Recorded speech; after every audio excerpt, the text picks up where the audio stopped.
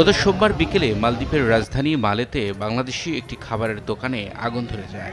ভবনটিতে একটি বাংলা রেস্তোরাঁ ছাড়াও স্থানীয় বাসিন্দা, ভারত, নেপাল ও প্রবাসী বাংলাদেশি কর্মীরা বসবাস করতেন।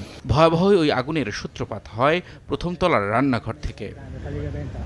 পরে 2 ঘন্টার চেষ্টায় আগুন নিয়ন্ত্রণে আনা হয়। এতে হতাহতের কোনো ঘটনা না ঘটলেও 30 বাংলাদেশি সহ অন্তত 57 জন ক্ষতিগ্রস্ত হন। জমানো টাকা এবং পাসপোর্ট সহ পুড়ে যায় গুরুত্বপূর্ণ সব জিনিসপত্র।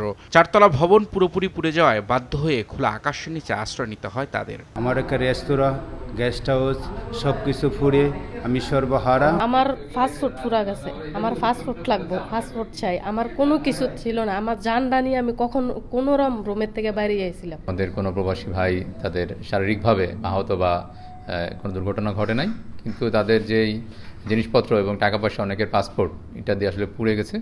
তো আমরা আমাদের যেই তাৎক্ষণিকভাবে যেটি সহযোগিতা করা সেটি আমরা তাদেরকে পৌঁছে দিয়েছি।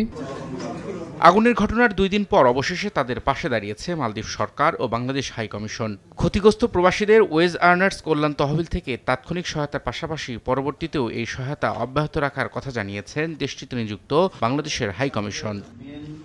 ভয়াবহ ওই আগুনে গেস্ট হাউস এবং রেস্তোরাঁ পুড়ে গেছে, যা বাংলাদেশি টাকায় প্রায় 30 লাখ টাকার সম্পদ। ক্ষতিগ্রস্তদের বেশিরভাগই ভবনটির ভাড়াটিয়া ছিলেন। বর্তমানে তাদের জন্য অস্থায়ী আশ্রয় এবং খাবারের ব্যবস্থা করে দিয়েছে মালদ্বীপ সরকার।